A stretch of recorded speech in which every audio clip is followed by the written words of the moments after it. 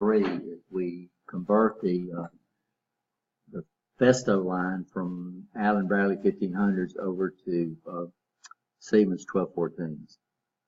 And it's a really, really interesting class. To me, it worked out really, really well the first time we had taught it. But what we have is we have a PLC program that's 60 lines long, just for one station, and then we got 7 stations. So you can imagine what most manufacturing lines do. Instead of trying to run the whole process on one PLC, what they usually do is subdivide it down into, we call it distributed control. So you take your manufacturing line and you have a section of line that does something, and you'll put it under one PLC. And then you connect all the PLCs together. What that does is that if you got them under one PLC and something screws up on your whole one PLC, then you're just out of luck. Yeah, you're messed up. If you put it under distributed controls, then what you do is you lose a section of your line. And so you can it's one or two things. You can keep the other line running, right, and just build up a stock until the other line gets back up. Or you can come in and do what that line did, but you can come in and do it manually. So it's all up the way the thing is set up. So we have the Festo line has 7 modules on it, and each module has its own PLC. So when I come up here and look at the actual programs, this is the program for one of the modules called the distribution. And no, this is ladder 2. So this is the one we've been playing around with. This is ladder 2, which is the main program. This is the one you get by default when you load in that program. You get ladder 2. But you can see what ladder 2 does. It just uses these new instructions over here called what? Jump to subroutine. Jump to subroutine. Jump to subroutine. So mainly what we do is, what subroutines gives us the ability to do is take a real long program and break it into individual modules or individual programs, with each program designed to run a task. So if I'm trying to figure out why this guy won't extend or something like that, instead of trying to find it in 60 lines of code, then if it's in a subroutine, I can go to the subroutine. Another thing that we can do with subroutines is we can run the subroutine module by itself. So while we're trying to troubleshoot, instead of running this whole program, I can run the module that does this, right? You understand, and figure out what's going on. So subroutines. So, and then we got a few little logic in it that we'll get out. This is a new, and PLCs provide this one. This is what we call this is one of your status. This is inside your status register. Inside the Allen Bradley 1500s, it's in the status register, and this is what we call first scan. And this is what you do to initialize when you first turn the system on. It's what you want to do to initialize. And this only runs once. That's all we'll talk about here, because there's some more things that we don't teach in this class. So what we're going to do is we're going to learn how to set up subroutines.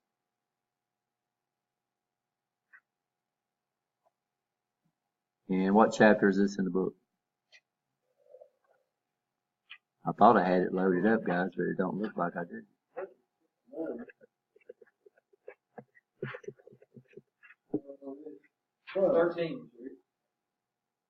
13 and chapter 12 PLC subroutine. yeah, so it might be different in the overall.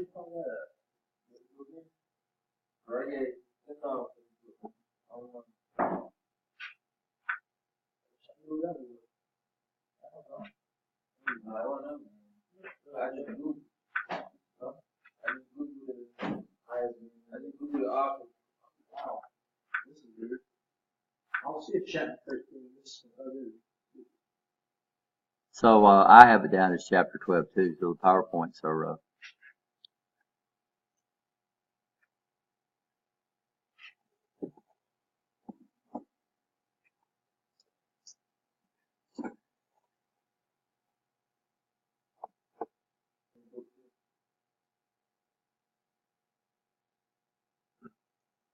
So PLC subroutines.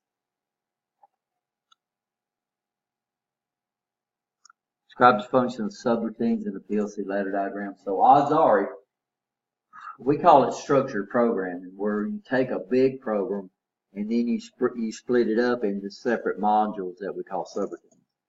And of course, we'll find out that subroutines are going to make it makes the program easier to troubleshoot. It makes it easier to work with, right? Incorporate PLC logic diagrams that incorporate one or more subroutines. Create a ladder diagram for subroutine files. Name and rename subroutine files. We'll talk about unconditional and conditional subroutines. Just like a jump. If we want to make it unconditional, then we put nothing in between L1 and the subroutine. So the subroutine is an output instruction. So every rung has to have a what? Has to have an output. Does every rung have to have an input? No. So if I have one out there just by itself, then you'll always jump or jump off. Unconditional jumps in subroutine, PLC programs. We usually use those to troubleshoot, take out certain sections of the program while we're working on it. Uses input devices to call. So bringing a subroutine up, we call it a calling. Calling the subroutine. The instruction is called a JSR or a jump subroutine. Every programming language that I've ever programmed in, and I've programmed in quite a few, supports a what? A jump subroutine instruction. We can use compare instructions. We can use our relay logic. We can use ands, ors, nots, nors. We can use compares. We can just use a normally open switch, and that would still be an unconditional jump. Unconditional jump subroutine. Explain the difference between interrupts and subroutines, and like I said, we'll probably leave interrupts for another day. So what we do is we create additional ladder logic or ladder files within our project. And all these other ones are going to be called subroutines, unconditional and conditional, right? And unconditional subroutines specify subroutines to be executed in the PLC program scan. That's not right, is it? See there? So that's wrong.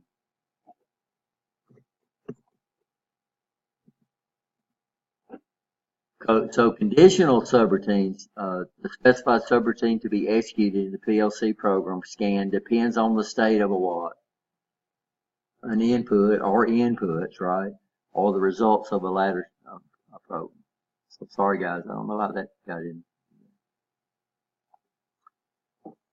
Then we have the one that we played around with. This is always file number 2. We call it generically, we call it ladder 2. So I know y'all can rename that thing, right? How do we rename it? Ladder 2? Yeah, ladder 2. So when we first create a program, so I'm gonna actually connect to the Allen Bradley PLC. So what do I need to do first? I'm going to come up here and bring RS Logics. Now, this computer should already be set up for this thing, but I got to make sure. So I'm not going to have to establish the communication. All I'm going to do is just look and see who's there. So right here under comms, I'm going to go to system comms, and whatever's out there should come up here and pop up in a minute or two. So my PLC was there. But every PLC we have on the network would pop up here, right? You understand that? So what we could do is if these things were networked together, I could have one computer, but I could go to each individual PLC if they was networked together.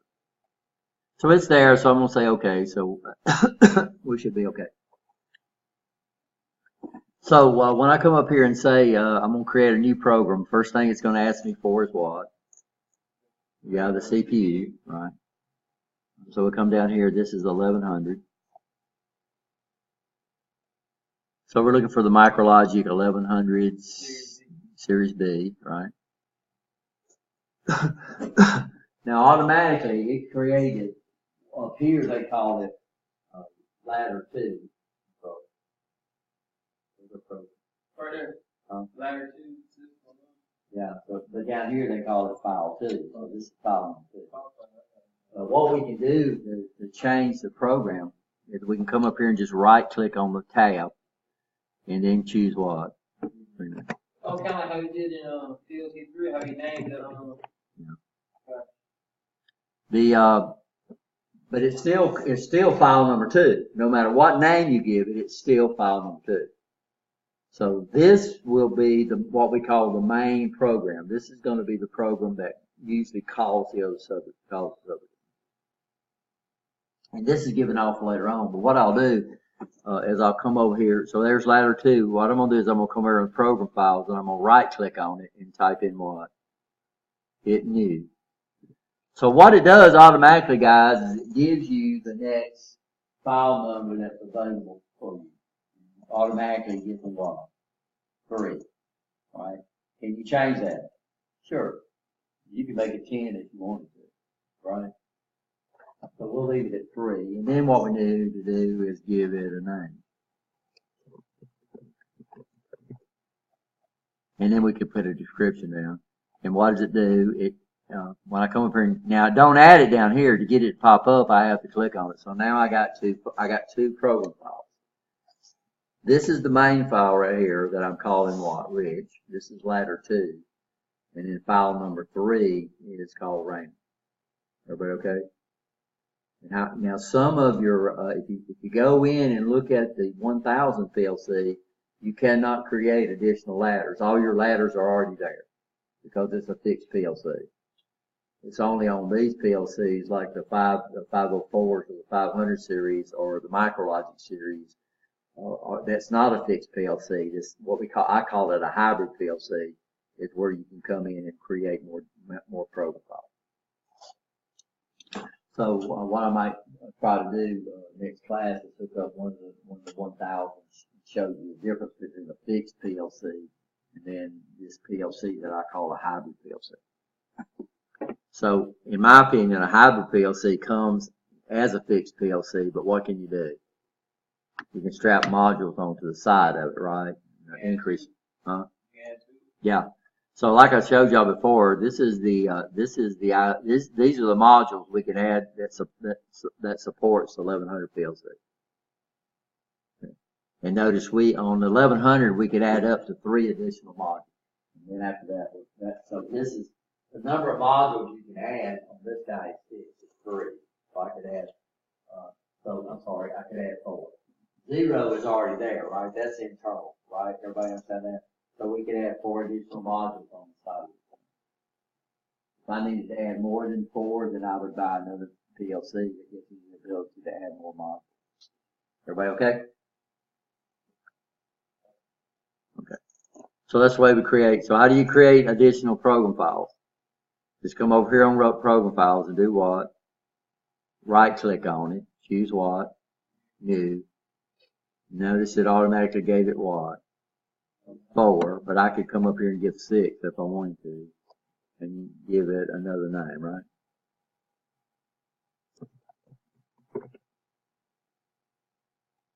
So normally what we do, and notice it added it to the project tree, but it don't give me access to it until I do what? Yeah, double click. Double click. So if I click on it, nothing happens, but if I double click it, it adds it to the project tree.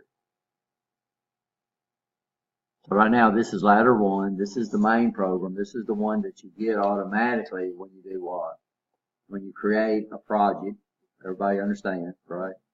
And then we have the ability to add more files, and this is where your subroutines are going to reside. Not in ladder 1. I'm sorry, not in ladder 2.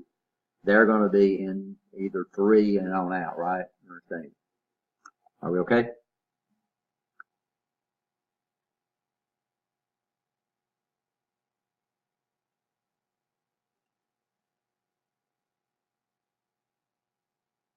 So some of the stuff I kind of skipped ahead on.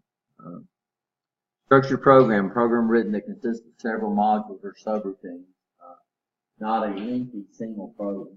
Programs written with subroutines. Subroutines can be individually what? Tested. So you couldn't do that unless you put a bunch of jumps in there, right, and jumped over everything else. So what we can do is we can go into that module and we can run that module by itself. Easy to troubleshoot and maintain, can be called from the main program, or we can call it from the So this is basically what happened. Subroutine 1, so what happens is we're running the program, we either call the subroutine instruction, the sucker goes out and leaves this instead of block, goes down and runs the subroutine. The last rung before the end, we have to use what we call a return instruction. And what the return instruction does is it tells it to go back to whoever called it, right? Make sense? Okay? So how many times can we call it? We can have, so here they're called in subroutine 1. Here they're called in subroutine 2. So here it runs this. So what's so neat, guys, I can use subroutine 2, subroutine 1 100 times. So you can call these things multiple times inside a program. It's just like Microsoft Word. Basically these big applications are just thousands of subroutines. But how often can you use spell check? How often can you do this? How can you do that? So you might be in page number 3, and you might right click on something and ask for a synonym for that word. Well, it's calling it from another place in that document. What gives us is this is always going to take us back to the next rung after the call, no matter where you call it from. Well, what that means is you can call the same subroutine over and over, but it will always come back where? To the next rung of whatever program call, whatever rung called.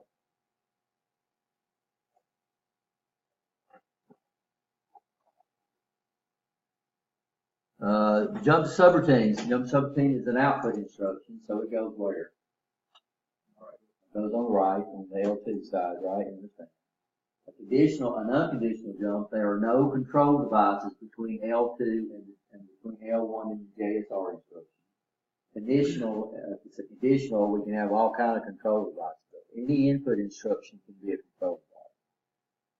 Right? You understand? So it could be a compare, it could be relay logic, where you go in and you do the ands, the ors, and the nots, or whatever other input instructions that we're going to get into. Okay? SBR should be the first rung of the subroutine. This is optional, but what we like to do is we like to put it because this identifies it as a subroutine, right? So we got two routines that we can call. We got one called an interrupt, a service routine, and then we got subroutine. And I need to know the difference between those two. Interrupts is the problem we have right now is if you think about it, if I've got a module in my program that handles the scanning, that handles input information from this keyboard. Am I using my keyboard right now? So it'd be stupid for this program to constantly say, okay, do you have something? Do you have something? Do you have something? Do you have something? Do you have something? Do you have something? Right? You understand? And waiting on me, so inside my program, running, just asking, okay, does the keyboard have anything? What would be the best way to do it? So when I tap on that keyboard, the keyboard says, hey, I need service. Yeah, I need service. Well, those are interrupts.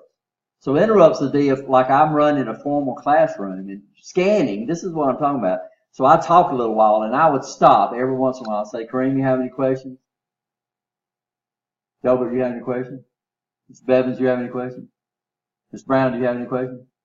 And you would say no, or you'd say what? Yes. And that's what scanning would be. So that would be, we're constantly going out there checking the keyboard. If I was in a formal class, I would be up here and I would just fly. And if you had any question, what would you do? You would interrupt me.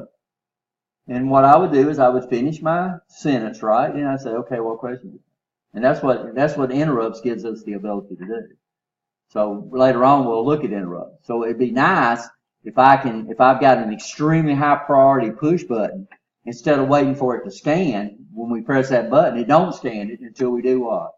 As soon as I press it, it runs an interrupt service. We call it an interrupt service routine. Well, those are just like subroutines, except, so that's why we need to be able to identify this as a subroutine or this is an interrupt service routine, right? So that way you can know it when you look at that first instruction. In this PLC, the last rung before, so SBR should be the first rung of the subroutine. This is an input instruction. But I mean, we're gonna have to have an output. So what we usually use for this guy, just use one of our bit files, right? Just a dummy bit file out there instead of trying to do something. Even though the instruction is optional, it's recommended for the program therapy. But on this one, the last rung should be a what? The last rung before the end should be a return. And guys, if you make that conditional, it'll sit there and loop through that sucker. So this is what you can do. Once you get it in subroutine, if you don't put a return and it hits the end, what's it going to do? It's going to cycle back up to that program.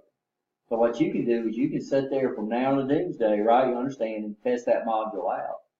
And then when you get through, you can put that return at the end, and that will bring it back. So what we can do is we split our program up into these modules, and I'm trying to figure out, and I give them, each one of them, I give them a task, right? You understand? So if I was to go over and look at the robot program on the FANUC running the manufacturing line, it's just a bunch of subroutines. So if I'm trying to set the block down, instead of me trying to find that, I go to the subroutine that sets the block down, right? You understand? And then I can play around with that. I can trim it. I can reteach my points. Over there, we had the manufacturing line located on one side of the lab. And then when we moved the Festo line over there, we moved them all to the other side. Well, the floor over there is not level. So the points that the robot was going to was based on the mount that the robot was on was based on the floor. So when we moved over to the other side, guess what? All the points were off. Well, I could have found each one of those points, right? But that'd have been harder. I could just work on them one at a time because the program was structured. It was all written as what? Subroutine. So if I was trying to reteach setting the block down, I would just go to that subroutine and I would run it. And how many times could I run it? Yeah, I can sit there and run it, and I keep trimming it and getting it exactly the way I wanted to, then I'd go to the next subroutine. So subroutines are really, really neat, and odds are, and you will cuss a person, believe me, if you get into a PLC program and it's 100 lines long or 100 rungs long and it's not written in subroutines, and you got to figure out why. And they don't label anything, they don't put any comments in there, and now you got to do what? You got to find that section of that thing, and you can't run it by itself. So that's what's really, really neat. How to create a ladder program. This is what we got. Ladder 2 is created what? Automatically when you create a project. Note that some PLCs, especially Micrologic, all of them's already down there. So all the tabs you got. So as soon as you open up on Micrologic 1000, you're going to have ladder 1, and you're going to have a certain number of program files already down there. And that's what you get. So you can't get any more. The 1100 though, we'll be able to create.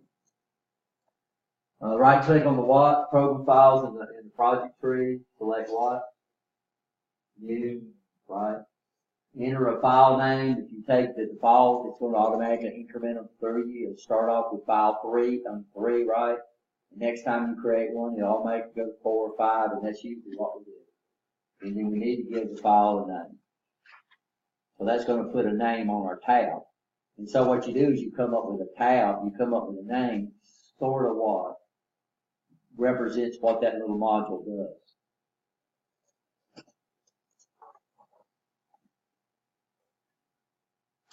Program counter. So this is little stuff about the actual microprocessor. Program counter. So this is a register inside the microprocessor that's literally counting through the machine code program. So it points to the next instruction that the PLC that the microprocessor will go into. But what it does is it's got a register in there called a stack pointer. Holds the location at the top of the stack. It's what we call a last in, first out stack. So this is kind of like when you go into like what do they call it? When you go through the line, you pick out what you want. What do you call that? Buffet. And you pick out a plate. Usually the plates are stacked up, right? And you take the one what? Off the top. So the last one plate that was put on the top would be the what? The first one you take off. And we call that a LIFO stack. And we'll talk about stacks later on. Then we have a flag register, and then we have some general purpose registers. So what we want to do is if the subroutine, if we call the subroutine, we want the processor to automatically save everything that's going on when we call the subroutine, right? So what it does is it automatically sticks that information on a type of memory called the stack. So the stack is a section of RAM memory that the processor can what? Automatically use to store stuff down. So it automatically uses the stack. You can use it, though. We'll talk about the stack later on. You can push stuff on it. We call it pushing and pulling, or pushing and popping. So you can put information on that stack, and we'll learn how to play around with the stack later on. Right now, we're going to play around with it because it's going to be automatically created. So what happens when you call a subroutine? What it does is it saves the processor where it's at, right? You understand? On the what? On the stack. And then when it hits the return, what does it do? It automatically pulls that stuff off the stack, so it goes back exactly where it'd go back to the next run, which is pretty good. A stack can be created by the programmer, so this is one of the lectures we can have where it's automatically created when it's equal what.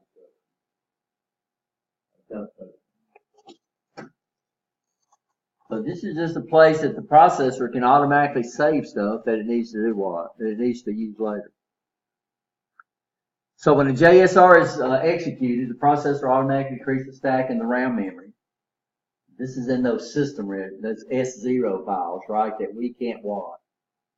We can't get to this stack, but we can create our own stack later on.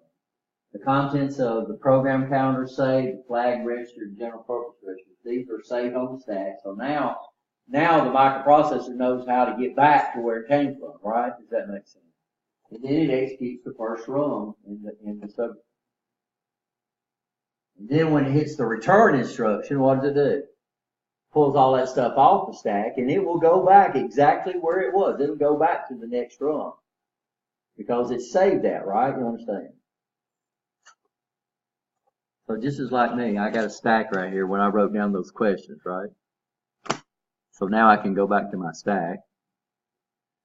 The last output instruction for the end, right? We already talked about pulls the what? Pulls all that save stuff off the stack, and then it'll start executing whatever program called it. The next rung after the what?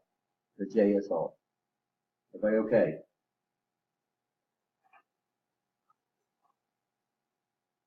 So these are some conditional jumps. This figures in your book. I don't know which book.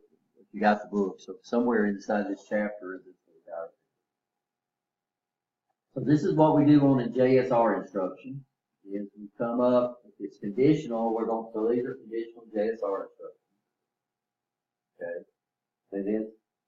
So this one is going to be activated by switch 0. This is going to be activated by switch 1. On RS Logix, I'll have to use different addresses because this is going to jump to, what is it? What do you think this is? E3. Sort it's the file number. Good, because we start with 2, right? So whatever file that we call 3, this is going to go to program file 3. If I press this one, this is going to go to program file 4. And it's going to start executing instructions inside that program file, right? You change the name. We can give it a name, but we're not changing the file. Okay. So understand, I call mine,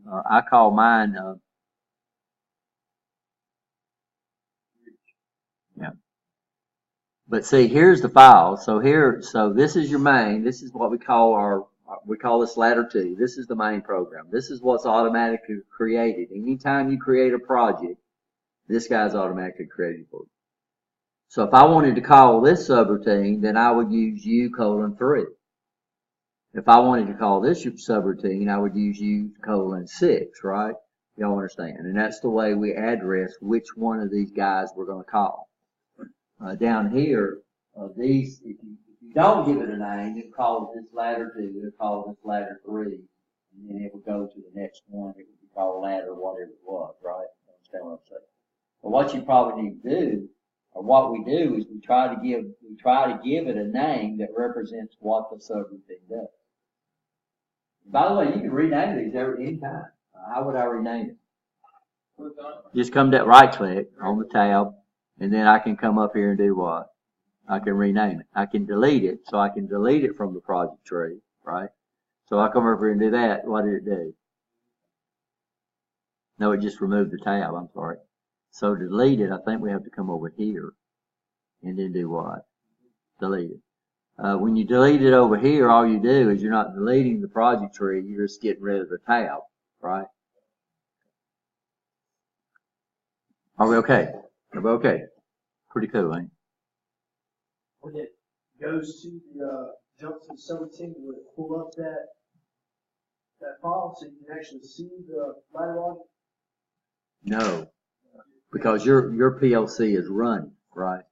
But if you got it in monitor mode, then what you would do is you would select it, you would select that tab so you see that. So what it does, it's not, no, it wouldn't do that because that takes that control away from you, right? Understand what we're saying? So what we're saying, if this was running, then what would happen is if I had this tab selected, then that's all it's going to show me. If I wanted to see that subroutine, if I wanted to see how it's running, then I would click on this. And now if you got it on monitor mode, it would show you the status of this guy, right? So no, it doesn't switch automatically down here on the bottom. You have to do that. So that's a good question. Any more? So let's do these. So I'm gonna come back to ladder 1.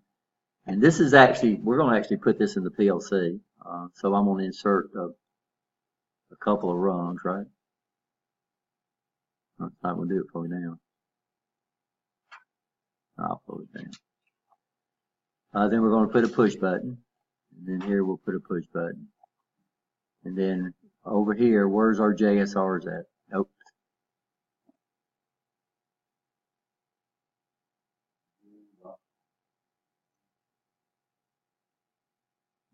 Oh, sorry, program control. So what we're doing is we're actually changing the flow of the program. So up until now, what's happening, it's been starting at rung 0 and going down to the end and automatically looping. A jump, you're changing the sequence of the program. So we call these program control instructions.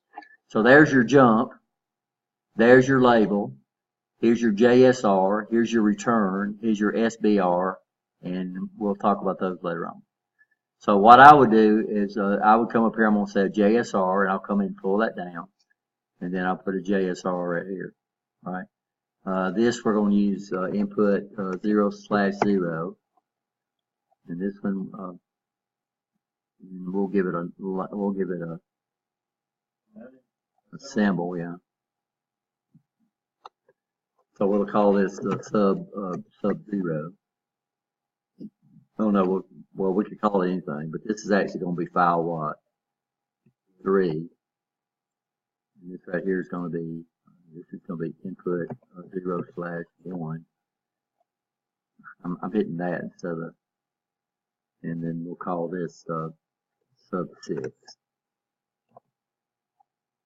And I call it 6. Okay, so what we'll do down here, of course, is we'll come over here and say, okay, where do we want to go to? So this guy right here, I'm going to say I'm going to go to U: what? 3. Okay. Now, let's see what happens when we give it just a label. That's interesting.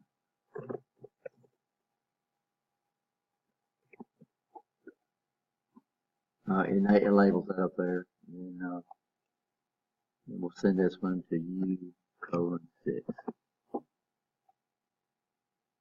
Won't give that one. Are we okay? Let's check to see if we got any errors. Looks like everything's hunky-dory. Now remember, just because that, what we did is we just checked to make sure the program was written correctly, right? Just because it passes that, we call that the syntax, right? Syntax is the correct way of writing the language. It doesn't mean that you didn't screw up. Are we okay? So what I would do here is, what do y'all want to do when this subroutine is true? First of all, what we're going to do is we're going to put a SBR up here. It's going to identify it as a what? Subroutine.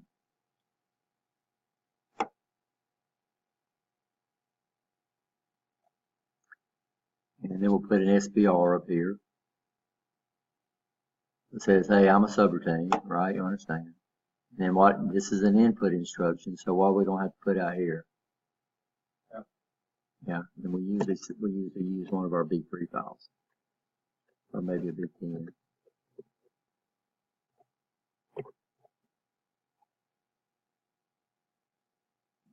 We don't have to give that a label. Okay. So what we want to do? What do we want to do with this subroutine? Y'all, let's just turn on a switch, a light if one of our switches is closed. All right, we'll make it pretty simple. And so here we'll use one of our outputs. Okay. So I've already used switch 0 and 1, so I can use input 0/2. Okay, and then we'll use output 0/0. And we'll call this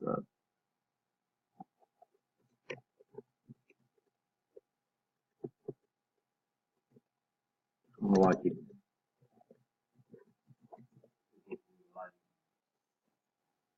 We'll turn one of the lights on here, but we can see it happen there, but I can see it happen up here. Okay, guys. So I'm gonna come up here and need one more rung. What do I need? Yeah, so I'm gonna come up here and to bring in my return. And so we've written our first subroutine. Very simple, right? Okay, we'll come up here and do this one. And we'll bring in a contact. Oops, gotta put another rung, Rich. Bring in a contact, right? I'm sorry. What do we need to put first? We need to put the SPR, right? Yeah. And then we'll come up here and just say, then we'll use a B10.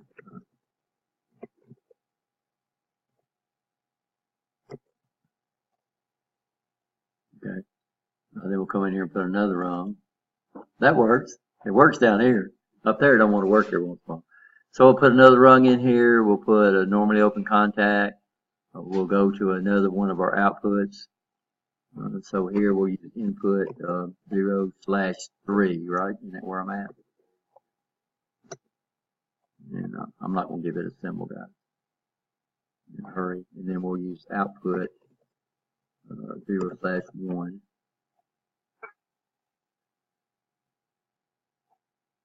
And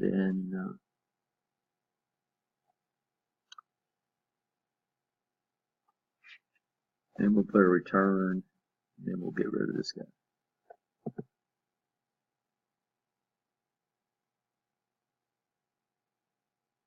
You see what I did? So I got an error on this rung right here. It says invalid type specified. You see what I did? Put you do what I did, Mr. Reed. Put a period symbol on. Yeah. No, I didn't use period. That's what you did. Yeah. I used a 0. This is one thing I like about Allen Bradley. So, not Allen Bradley, Siemens. Siemens use Q for output. They don't use 0. Because everybody did that shit? Yeah. That's how I knew it was. Yeah. So everybody does that sooner or later. And the problem is your 0 key. Y'all ever notice your 0 key and right back?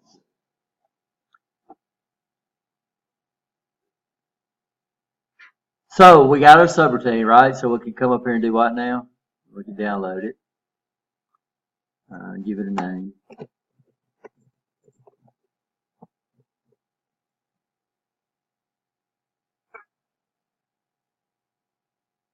Oh, sorry.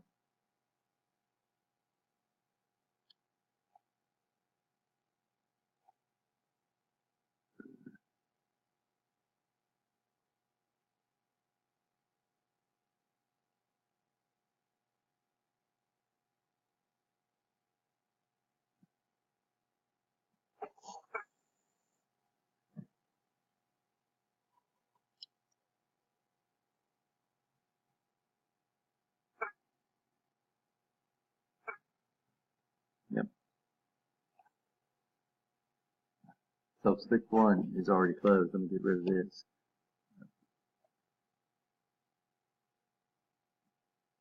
So right now, I can come over here and I can come over here and I can flip switch 2. Nothing happens. Why is that? It's not running the subroutine, right? Okay. And when I come over and flip this guy, which is switch 3, nothing's happening because it's not running the subroutine, right? Okay. So what I'm going to do is I'm going to come back here and come up here and run the first subroutine, which would be switch 0. I'm going to turn it on. Okay. And now, of course, when I come over here and flip switch 2, 2 Rich.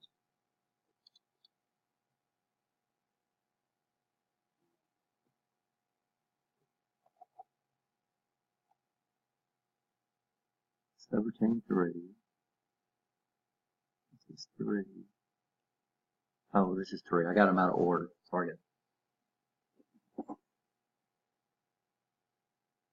So this is file 3 right here. This is file 6.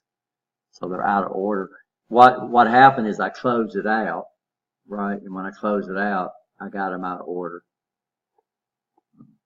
So we could come up here and close this guy here out, and then open it back up and get them in the right order. Oops.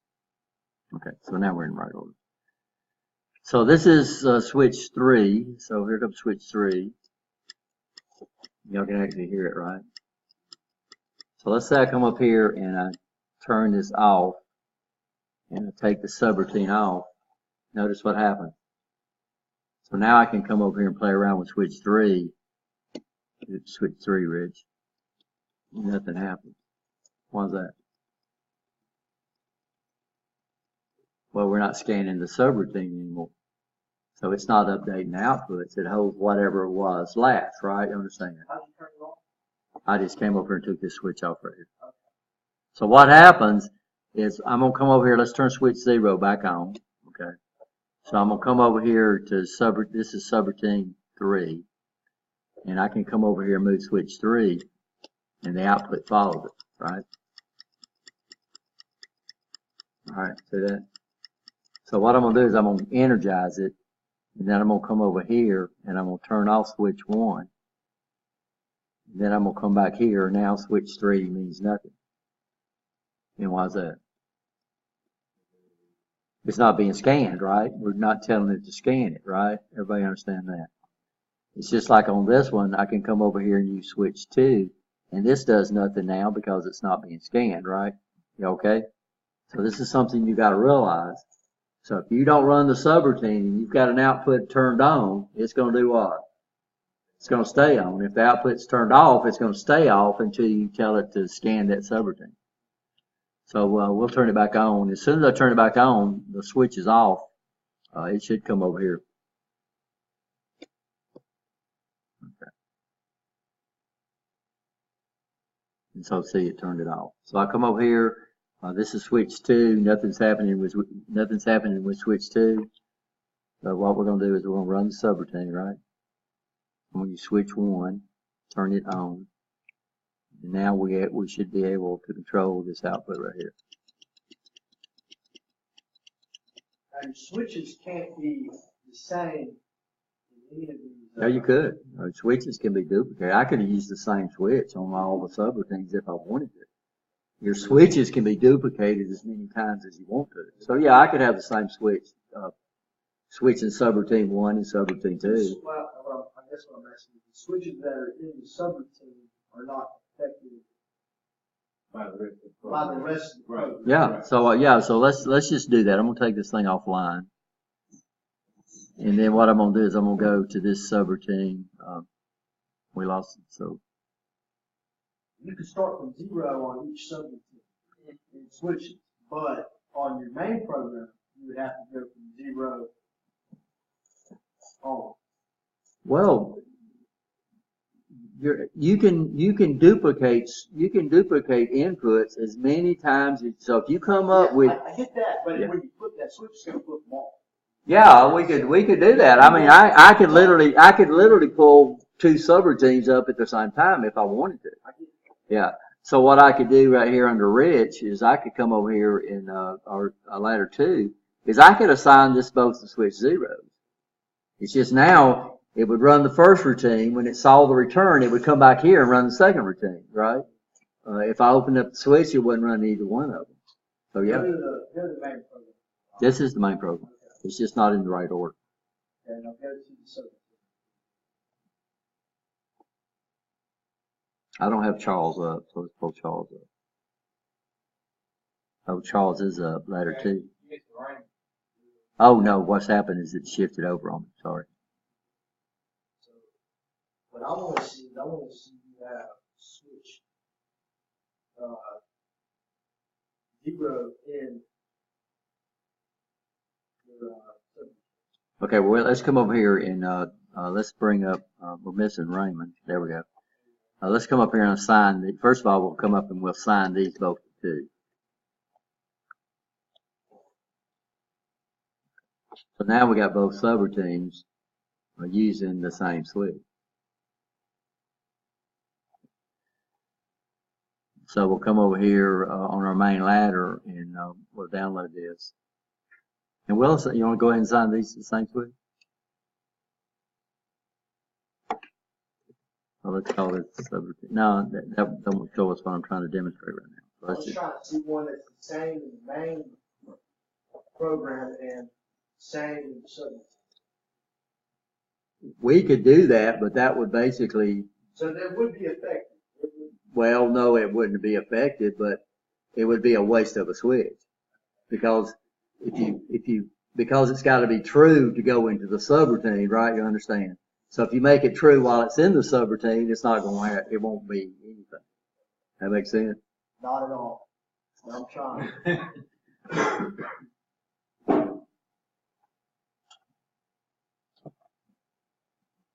So that would be like I got $1 in my right pocket and I got $1 in my right pocket.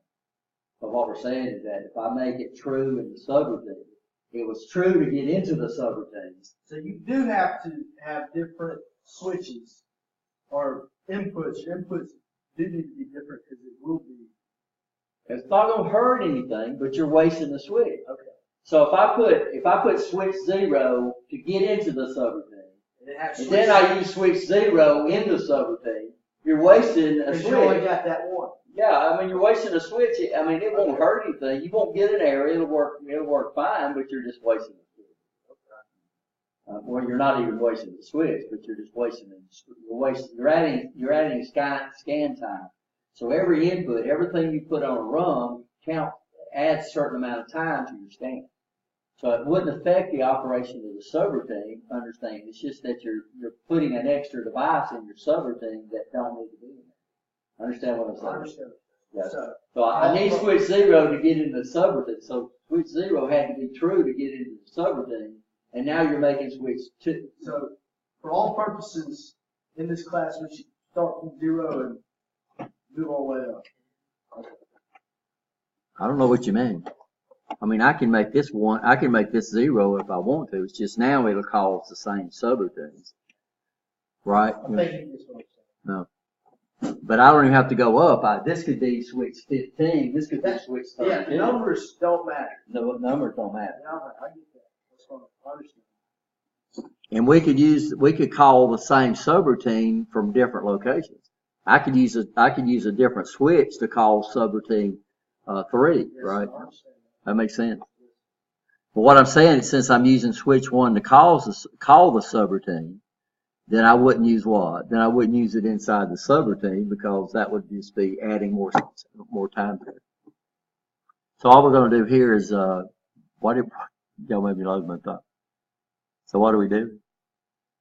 So I've got this guy. This is my main ladder, and I don't like it because you can't change. What I don't like is you can't slide the labs around.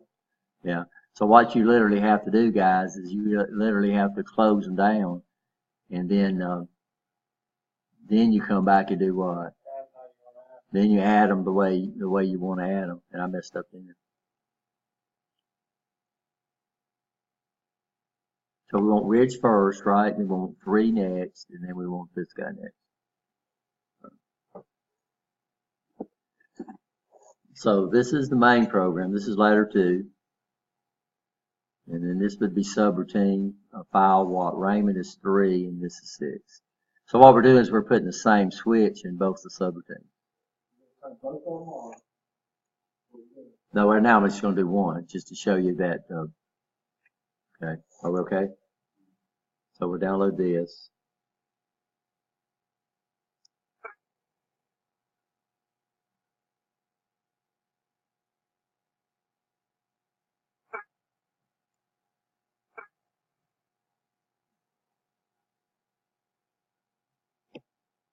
Okay, so right now we're not doing any subroutines, right?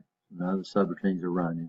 So I can come over here and switch, I can switch 2, and it means nothing in this one, and it means nothing in this one, right? If I come over here and use switch 1, or switch 0, now we're calling the first subroutine. So over here now, it causes this one to switch, right? We'll do nothing in the other one, right? So, but if I come up here and leave this on, right, you understand, and then come up here and turn switch 0 off, now this guy right here is going to do what? It's going to stay on. Sort of. It's just not, we can't say it's latch, it's not being scanned. Okay, so this guy's not being scanned, right? Now, of course, when we come over here and bring in our other subroutines, then of course now switch 2 is going to affect this guy right here. But it has no effect on what? That guy right there. So y'all can't see my lights up here. I should bring up my camera. But we could have the same switch called the same subroutine. So this is another thing that we brought up. I could use switch 0 to call these 2 subroutines. If we want to turn both of those on, like Run both subroutines. You Sure. Sign it to the same switch. No, engage switch 0. Okay, so we'll engage switch 0. Now go to your Now it's going to be affecting both of them. So now this guy here is affecting this guy, right? And it's also what? Affecting that one, because so you can repeat inputs as many times as you want to. It's just that you got to remember if you got it in this subroutine and you cut it off while it's if you go out of the subroutine while it's on, it's going to do what? It's going to stay on or stay off. So yeah, so that makes sense now. Okay, I'll take a 10-minute break, guys.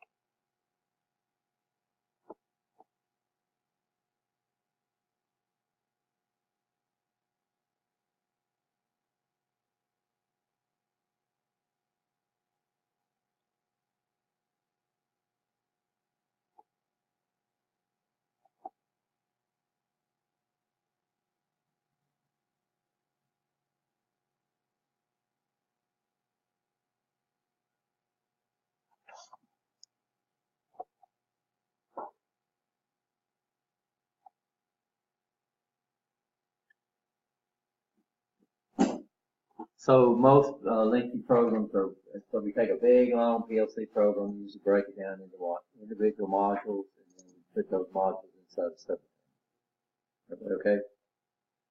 So I don't know if I still have it open or not, but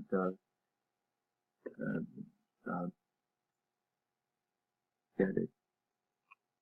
So this is their first module right here.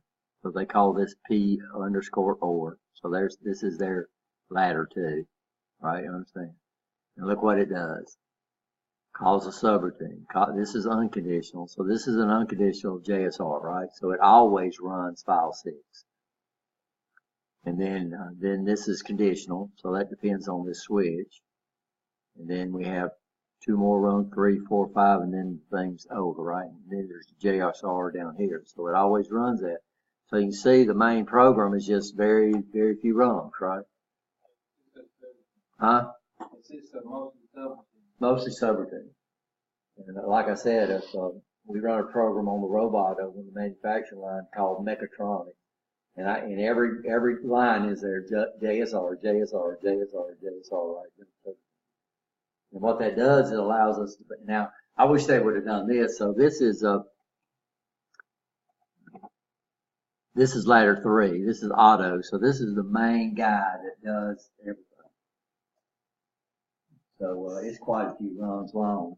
They could have broke this one down and made it a little easier to understand. But make sure what they're doing, they're documenting everything, right? So they're using comments. So they're putting a comment up here that basically identifies everything that this thing does, right? Then they put a comment above each input and each output, right? That makes sense. Of course, this is Festo, so they put them in both German and then also English. So right off the initial position, so this is P2, this is a bit file, right? It's in the initial position, and this is approved, and they come up here and give us. So documentation, what it does, when you get into a long program, the more documentation you put inside the ladder diagram, it's a pain to start off with.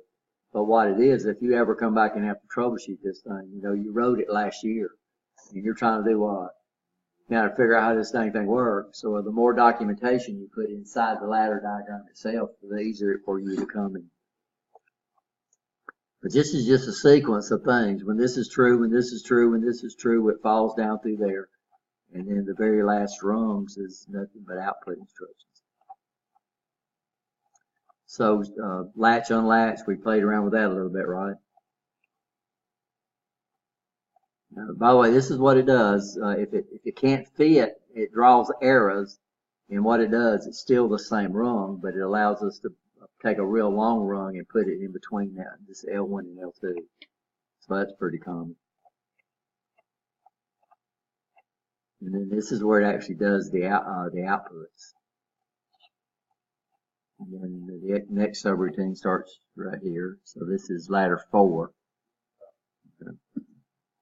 So this is the E-stop rung. So if I hit the E-stop, this comes in and clears out all your output. And then this is P-stop, yeah. So this is if you press the regular stop button on the front of the thing. So this is makes it real easy. This is a blink. So it blinks. When you do certain things, it blinks lights on the front of the panel. So if I was having problems with that, we could just go to this subroutine, right? So that's the whole program. But it's broken into 4 subroutines. And of course, you get out into a big plant, it's probably going to be broken into more, right? Understand that? Or just break it down. A little bit off topic, but kind of reminds me of math and working with like matrices. You have a matrix and a matrix and a matrix and a matrix. So or tables, like tables in math, where you can go into a certain table and look things up. So it's a. So you can infinitely, not infinitely. Yeah, and if you ever got into a PLC program that's 100 something rungs long, and they put it in one program, you're trying to figure out what it does, and you need to work on a certain section inside there, you're going to be peeved at whoever wrote it that way. And, So good programmers do what we call structured programming, which means they do what? They take a big program and split it up into what? Split it up into modules, and each module does a certain task. And in that way, if I need to troubleshoot, I can go to that module and try to find it down in line 53, right? So, But you can't put a subroutine inside of yes, but we call it nested subroutines. Well, look, that's what we're going to cover. Yeah, subroutines can call subroutines. And what's the beauty of it? That when it pushes that stuff on the stack, when you get that return, it pulls it off. So it'll come out of the subroutines exactly the way you went into it. So you could go through multiple subroutines, but the last one it hits a return, it'll come back into this one. Then it hits the return, it'll go back into that one, and it just keeps up with everywhere to get back home. So it knows how to get back home. And like I said, every programming language that I've ever dealt with, and I've dealt with a lot of them, every one of them has this JSR instruction. You know, you learn right off the bat. I learned right off the bat. If you come back and most people have a tendency, new people have a tendency just to write the whole program down in one big thing. And it's okay until they got to do what? Until they got to troubleshoot it. Then they got to figure out what rung does what. And they got to find that rung. I learned that real fast, that you just structure that program and it makes troubleshooting so much easier. And what's so neat is you can force it into the subroutine, and you can delete the return, and it would just do what? It'll just loop through that subroutine, and you could play around with that from now to doomsday, you know, and until you get it right, and then what can you do? Then you can put the return down there, and then you can go to the next subroutine, which is really, really cool. There's another big difference with Siemens is if you set up another, they call them blocks, organization blocks. Function, these are function blocks, yeah. On those, if you set up one, it's considered to be a subroutine, so you don't have to put a return on the end. I don't know about RSLogix 5000, but RSLogix 500 requires the end to be down there. It's not at the end. If the return to subroutine is not down there, then it'll just loop through that module just like it was just a regular thing, right? Which is good.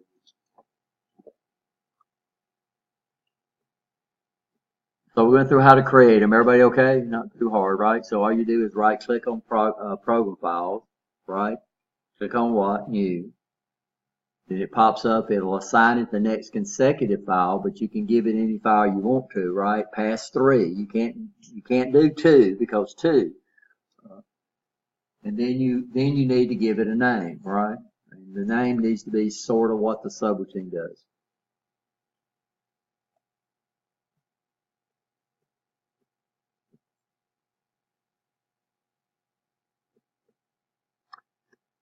So this is a subroutine that's in the book. I don't forget what figure. This says 12-1. Is that right?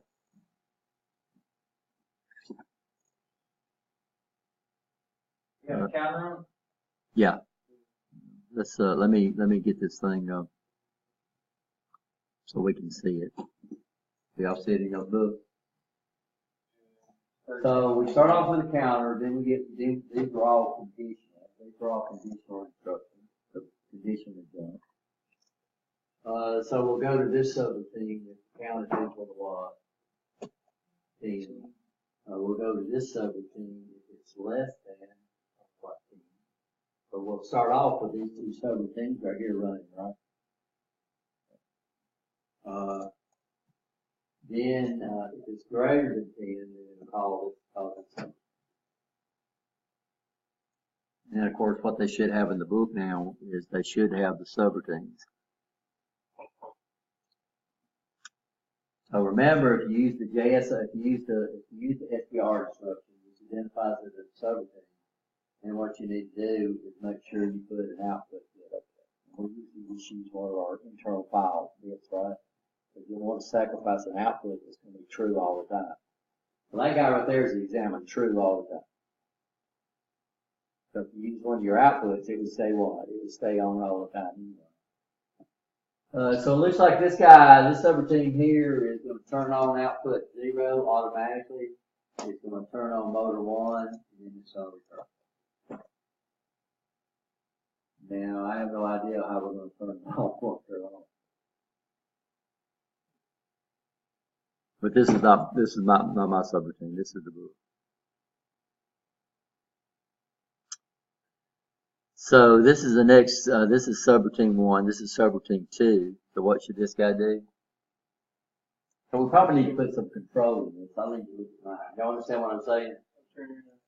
Yeah, as soon as this subroutine runs, it's going to turn on this guy, it's going to turn on that guy. And if we're not running the subroutine anymore, what we do? Yeah. It stay exactly what it was, right? Oh, there ain't nothing. No, there's nothing. Automatic. Now, yeah, Off road.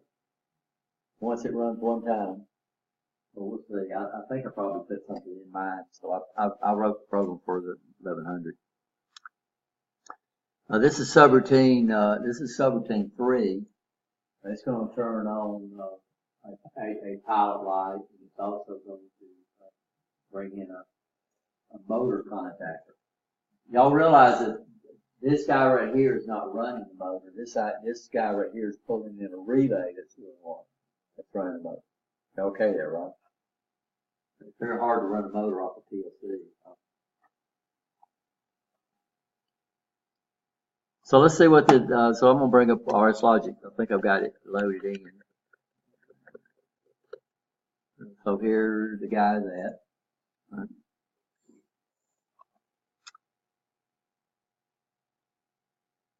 And then, of course, I need to get my other tabs, so I'll just come up here and double click on them in order, right? There's my other tabs. So yeah, see, I did put a what? Yeah, I did put a switch in there so we can control this. So you saying the book's wrong? Well, the book technically is not wrong. I mean, it'll work.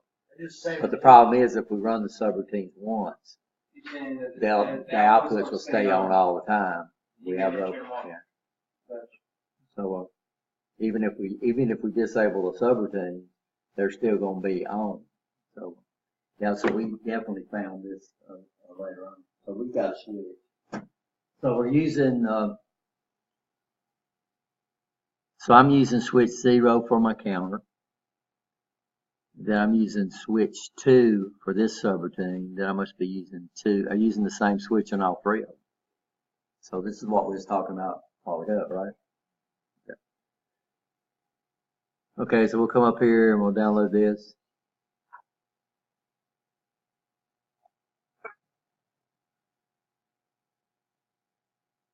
No response from the processor.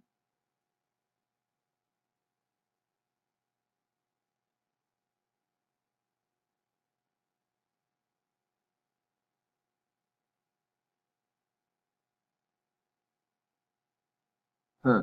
If I go download, it's going to bring me the other program.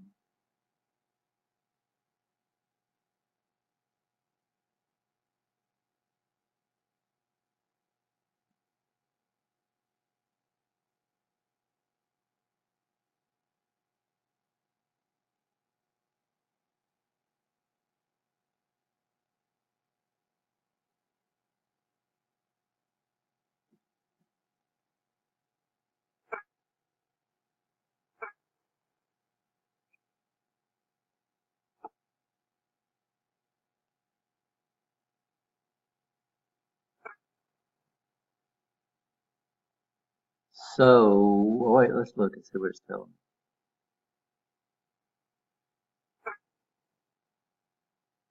me. What do you think it's telling me?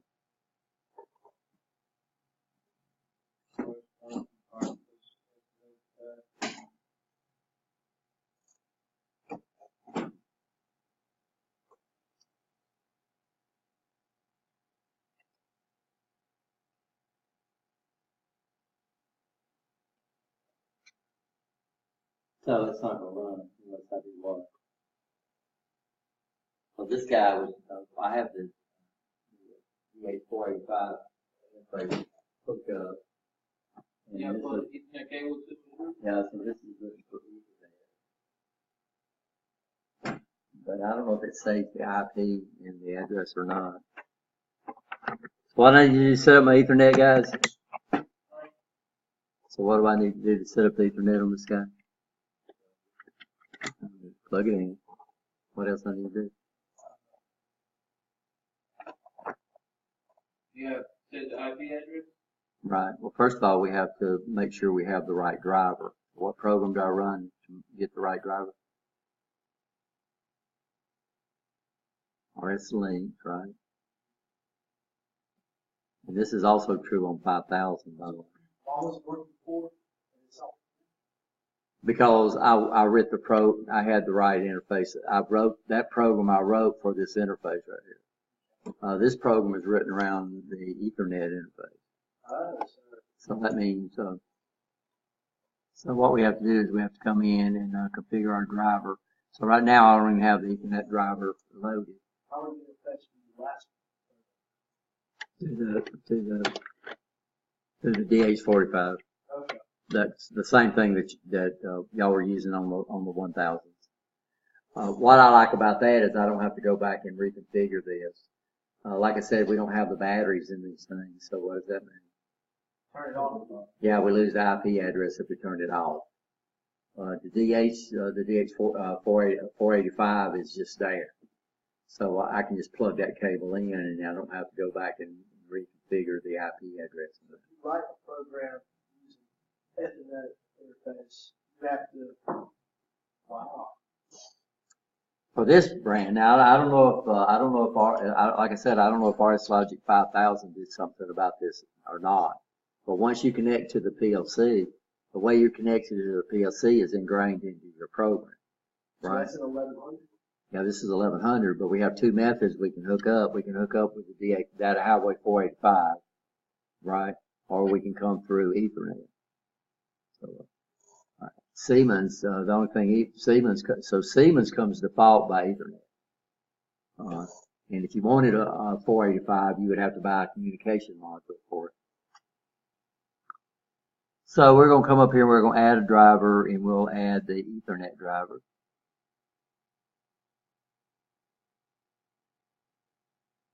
And we'll add it.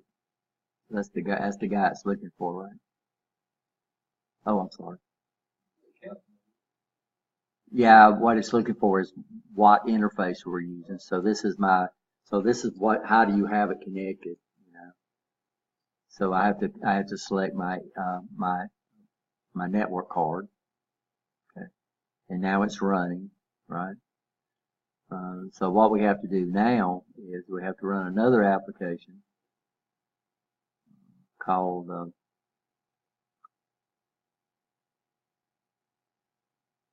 A network card, isn't that what helps find the Wi-Fi or your connection? A network card? the network interface card, or if we call it a NIC, but it might not. Most of the time it's integrated into the package now. What happens with Ethernet is that as soon as you turn a computer on, if it don't have an IP, it looks for, if you have it set up for what we call dynamic IP, it broadcasts looking for a server called a DHCP server. And the DHCP server would go ahead and, if you got your computer set up for dynamic IPs, then it will configure your IP stuff for you. And that's what everybody else has, right? So that's what we usually use. The problem is this guy is hooked up directly. I don't have this hooked up to a network. So what I have to do is I have to run a DHCP server. And this is the DHCP server right here. And then what we do is it starts going out there looking for a PL. It's looking for somebody saying, okay, is there anybody out there that needs an IP? So what it's doing is looking for this MAC address. Y'all remember what's the MAC address? Yeah, that's the physical address that's assigned to the manufacturer. So the physical address never changes. The IP address is a logical address. So that means I can take my computer and hook it up to my network on its own, and it gets an IP address off of the DHCP server off my router, right? But sometimes this takes a little while, guys, so we'll have to see. So it might be just as easy to come in and rewrite the program. Uh,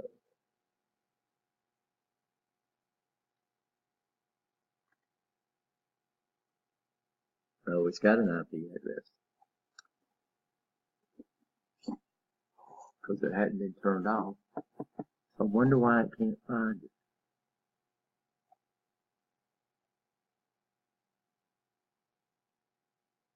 Oh, maybe just because we didn't have the driver running. Let's see if it works now.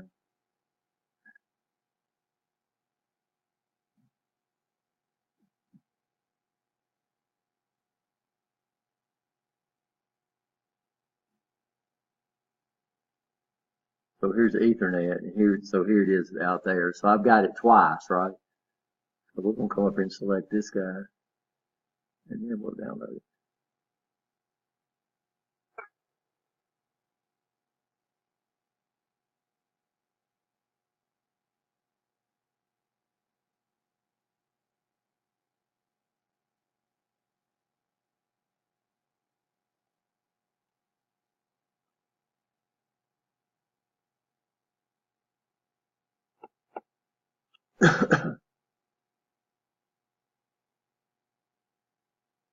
So we're going to stop the 485 driver and see if that's causing my problem. We couldn't figure out which one it needs to use. Hopefully.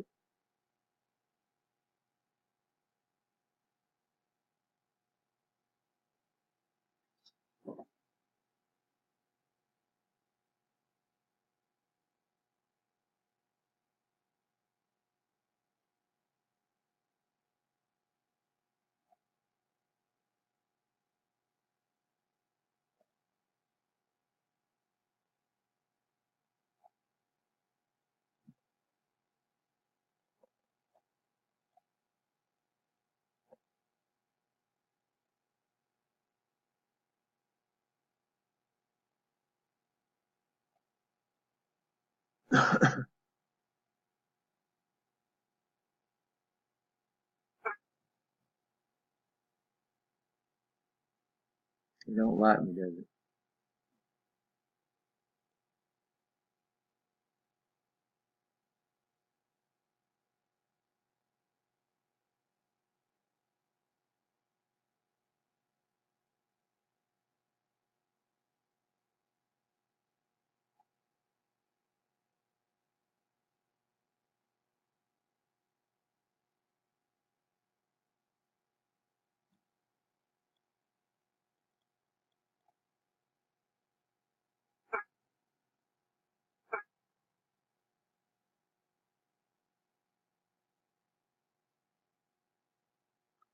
Well, if it don't work, there's some current driver may not be running.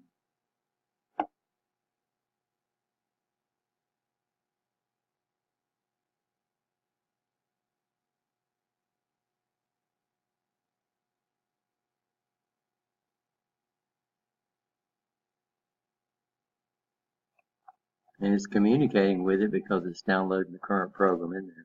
Yeah, so I don't know what's going on. Cool.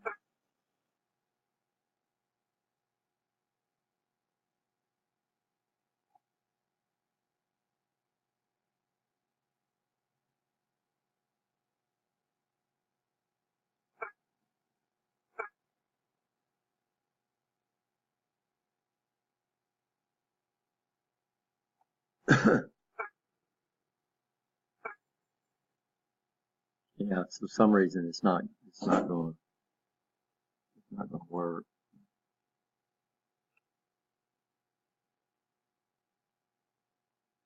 So what I'd have to do is I'd have to reprogram the whole thing. So let's see if it's, so what's the figure number?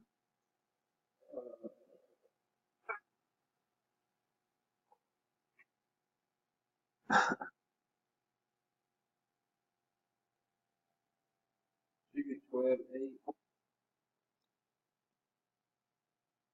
12, 9, 12.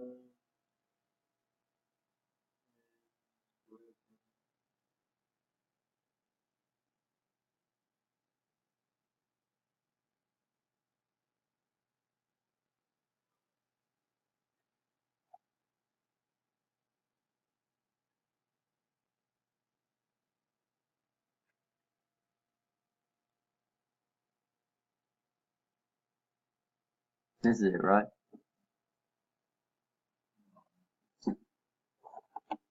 So ladder 1, ladder 3. So we need to come back and make this correction. So I think we used the same switch in all of them.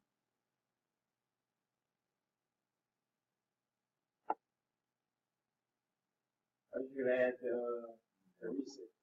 What's that? You could add the reset to it. No, this is ladder 2. Ladder 2's got the reset in it. Okay. So this is ladder 2. Okay. All right. It's just what we're going to do is go into the subroutine. And we're using switch 0 and we're using switch 1. So what we'll do is we'll use switch 2 in all the subroutines just like I did before. One flight 2, right? No, this is a different PLC.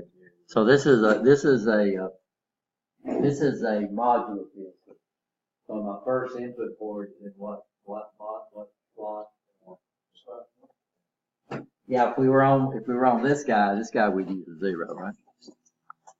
So that's 3. Here's 4.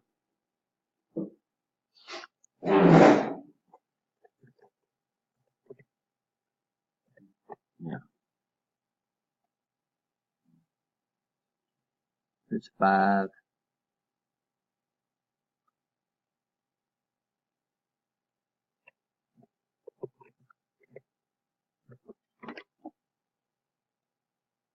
And there's no 6. Okay. So we'll download this, right? Let's switch to run. We'll change these to switches. Oh no, we want 0 to be a push button because it's on a counter. Okay, so right now, so what are we using for reset? We're using 1. I'll make this push button 2. So right now we said subroutine should be running, so we got 0 in our accumulator, so less than 10. So 0 is less than 10, so this guy right here should be running, right? 3 is not running. 5 is not running. So y'all can't see my tabs, guys. I'm sorry, they're down here on the other side of the board. So here's 3. So here's switch 2. So switch 2 does what? Nothing. In fact, it don't even light up on Logic Pro. Here's this subroutine. Here's switch 3. Which subroutine is supposed to be running?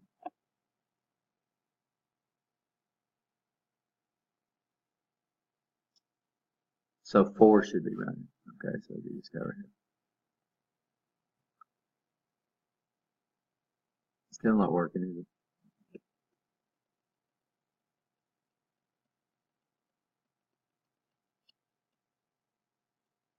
Subroutine 4.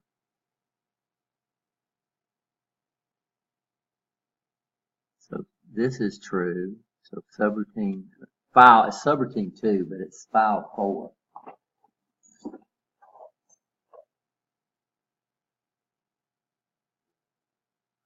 So this is file 4, right? Yeah, it's file 4. Here's switch 2.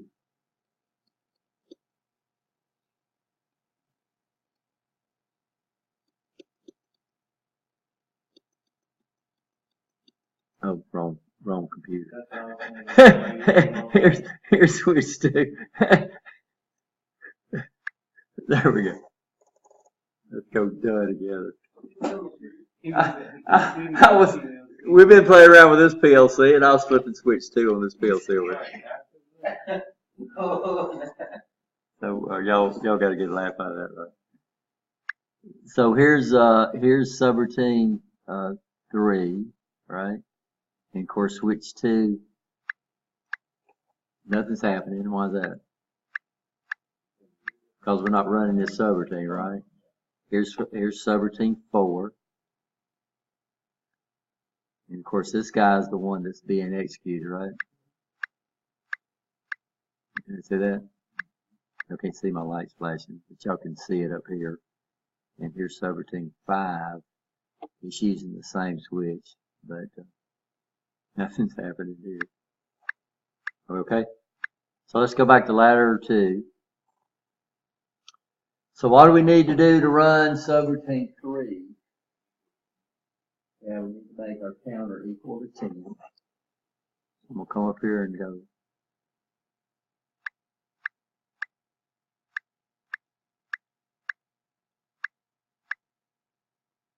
Okay, so this says less than 10, so what subroutine 4 stopped running and subroutine 3 should be running now.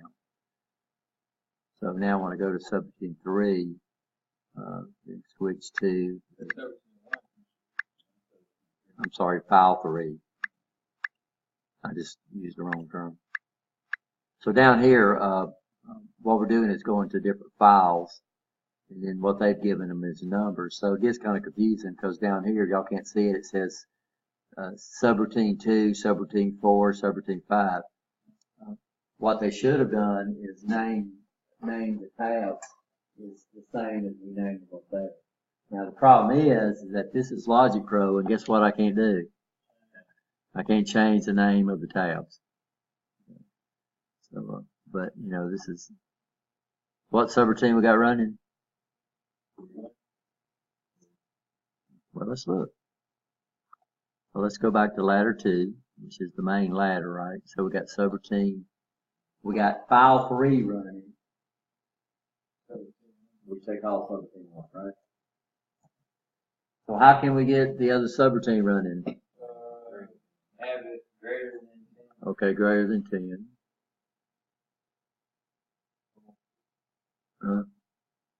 There we go. So now subroutine 5 is running. So now switch to, stop doing it again. Switch 2 should affect this guy.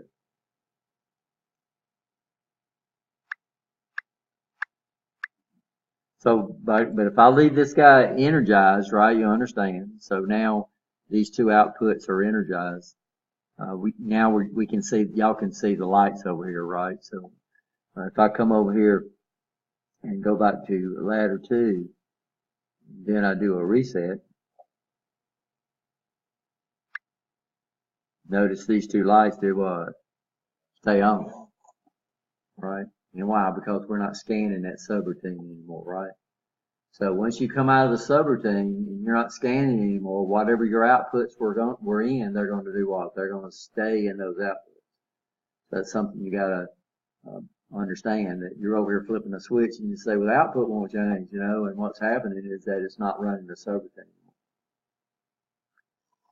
So here, these are definitely conditional subroutines, because every one of them got a what? Got a compare instruction. Are you okay? I like y'all might have it. Huh? I mean, you know, we didn't go, we kind of depth PLC3 in it, but a little more depth here. Well, yeah, PLC3 was real neat. So what you did on the Siemens is you put your subroutines over there, and when you want them, you can just drag the subroutine over to your ladder. It's really neat. I'll have to show y'all some of that and just give you a feel, but they're very, very similar. And like I said, once you learn how to do one of them, it makes it really, really easy to pick up the other.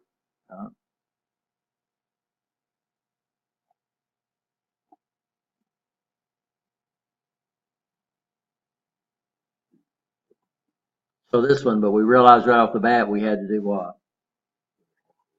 Yeah, we realized right off the bat we had to put it into it, because once we ran the subroutines, they would do what? They would stay on. So I need to resave this and make sure I make that correction.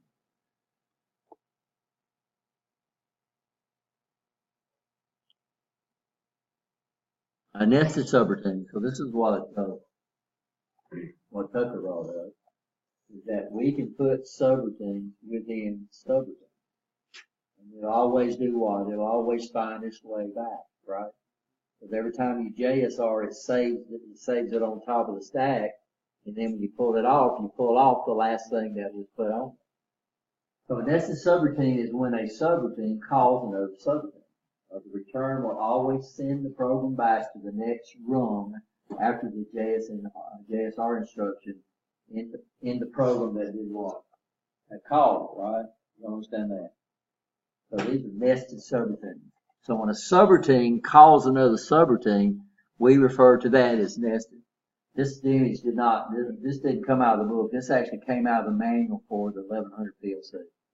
So, which we're going to start using, guys. Y'all have access to that.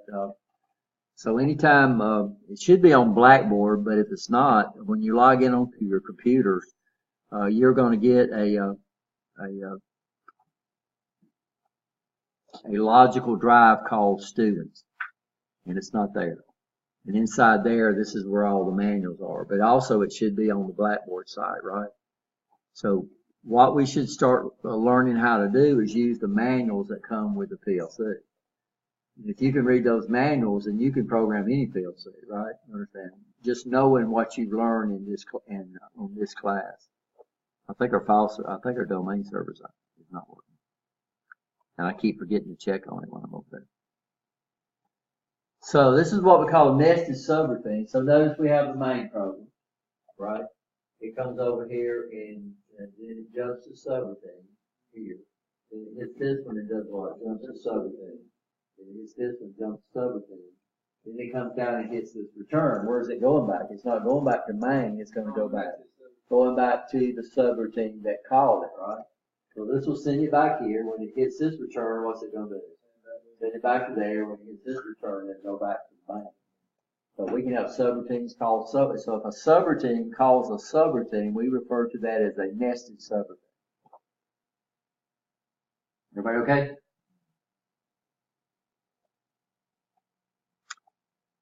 Interrupt, so this is where we're going to stop at. So y'all got any questions? Huh? You understand tonight?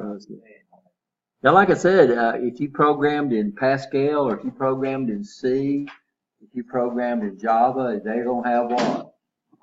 They're going to have subroutines, right? You understand that. You understand the feature of a subroutine. So what can we do with a subroutine? We can take a what? A big long program and do what? Break it down. We're not really making the program smaller. We're just taking it and splitting it up into different modules, right? Makes it easier to follow, makes it easier to find. Yeah, we're separating, we're splitting the program up into individual modules. And now it makes it easier to do what? It makes it easier to understand for one thing, right? Makes it easier for the troubleshooting. It makes it easier to check out to see if the module's running because we can run that one by its what? By itself. Take the return off. Take the return, and then as soon as you get in there, we still have to get in there. It's going to still have to come from ladder 2, right? But we can have a switch. We flip it up, bring it into that subroutine, and now it'll do what? It will just loop in there as long as we don't have a return. And then when we're ready, we can do what? Put the return in there, and then it'll run. And we might go on to the what? To the next subroutine. And get all the bugs out of that. And like I said, guys, every program that once I figured this out, every long program that I've written, I've split it up into modules. I've structured the program to make it do what? Make it easier to troubleshoot, easier to come back next year and do what? Have you ever done that? Why in the heck did I do that? Why did I do that? You know you did it for a reason. Yeah, you know you did it for a reason, but this is why we need to get used to, we're using symbols, but we also need to get used to using what? Comments. So if you take the PLC 3 class, that's what you're going to do. You're not only going to come up with those symbols, you're going to write comments above each one of them, so we have the ability to do what? Know what why we put that thing in there. Okay? Guys, we don't usually let y'all go this early, but can't really go to the lab. Why can't we go to the lab? Ain't got no vision. So we'll meet in here. I'll send y'all out a text. This will be uploaded Friday for the people that's not here, so they're still responsible for this, right? So y'all see a text from me saying they need look at the lecture on Blackboard. So I had to go in the hospital last week, and I didn't upload any of the lectures. So when I finally got to upload the lectures, there was 24 of those things. And you know how long it took to upload it? Oh, more than 25. 3 days. 3 days, yes. He said it was in What's that? the new book that the RH Logic 5000. That 18. Said we heard, no, I don't have a copy of the book, but somebody had told me that they added a chapter on 5,000. Did you heard that? But guys, what you're going to find out once you learn 500, it's going to be very, very similar. 10 minus 130, I think, what that means that. 130. How much is this? I can't remember how much it is. About No. So that means that one chapter was $130. Whatever, 10 minus whatever No, it's cost, I'll be here one chapter. No. The trouble is, guys, you can download the manual for RS Logic 5000. And you can look at all the instructions. $130 chapter, $120 chapter right there. And by the way, guys, they've added a bunch of other counters, but they still support these counters. So they still have these counters in there. So you could go directly to. Facebook company will put a new chapter in every year. That way you gotta buy it. You gotta buy something. What they did with They'll come the a little something. what they did with the motor control book is they took a chapter that was real long and they split it into 2 chapters. You gotta get the new book. You gotta get the new book. The newest version of the motor control book basically has more chapters, but that's all they did. They just split chapters Well, up. when they make So you got the old book and still be there. 50,000 copies. Oh, now. The whole book, you'll just have to follow. You'll just have to figure out where you're at. I think we're on version 5. Guys, we're thinking about going to that Cengage books, by the way, which is totally online. Online. Yeah, now my 2 courses I'm taking it online. Yeah, so what's nice about the Cengage is you pay one fee, like $250 a year, and that's all your book. Yeah, every book. Yeah, 180. But you only get access to 180. Huh? It's 180 100. unlimited Cengage in that whole year, Well, whichever I paid course for is But you don't get the book. You I don't. paid for Cengage for CIS. Yeah. So a lot of your academic courses are already moving there. Yeah. Oh, yeah. There's technical books out there, guys, but we're waiting for them to give us access to the books. All we got is the table of contents.